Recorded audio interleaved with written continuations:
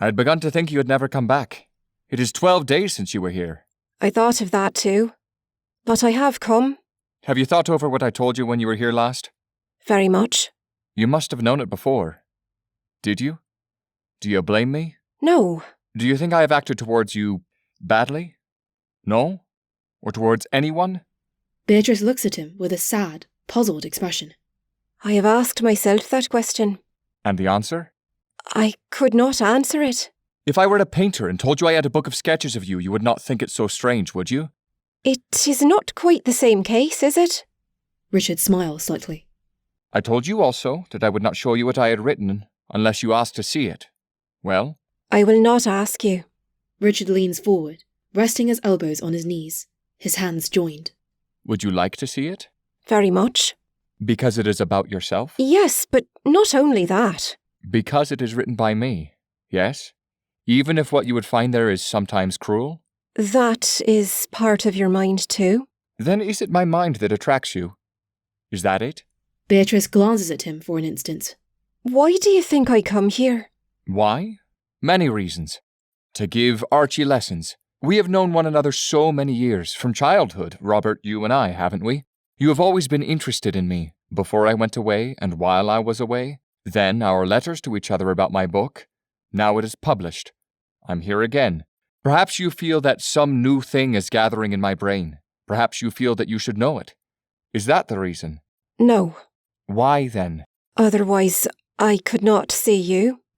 Beatrice looks at him for a moment, and then turns aside quickly. Otherwise you could not see me. I had better go.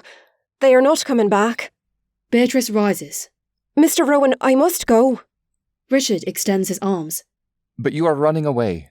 Remain. Tell me what your words mean. Are you afraid of me? Beatrice sinks back again. Afraid? No. Do you have confidence in me? Do you feel that you know me? It is hard to know anyone but oneself. Hard to know me? I sent you from Rome the chapters of my book as I wrote them, and letters for 9 long years. Well, 8 years. Yes, it was nearly a year before your first letter came. It was answered at once by you, and from that on you have watched me in my struggle. Richard joins his hands earnestly. Tell me, Miss Justice, did you feel that what you read was written for your eyes, or that you inspired me? Beatrice shakes her head. I need not answer that question. What then? I cannot say it. You yourself must ask me, Mr. Rowan. Then that I expressed in those letters, and in my character and life as well, something in your soul which you could not. Pride or scorn? Could not. Richard leans towards her. Could not because you dared not. Is that why? Beatrice bends her head. Yes. On account of others or for want of courage? Which? Courage. And so you have followed me with pride and scorn also in your heart. And loneliness. Beatrice leans her head on her hand, averting her face. Richard rises and walks slowly to the window on the left. He looks out for some moments, and then returns towards her, crosses to the lounge, and sits down near her. Do you love him still? I do not even know. It was that made me so reserved with you. Then, even though I felt your interest in me, even though I felt that I too was something in your life. You were. Yet that separated me from you. I was a third person, I felt.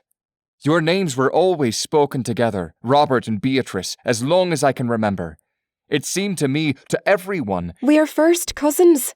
It is not strange that we were often together. He told me of your secret engagement with him. He had no secrets from me.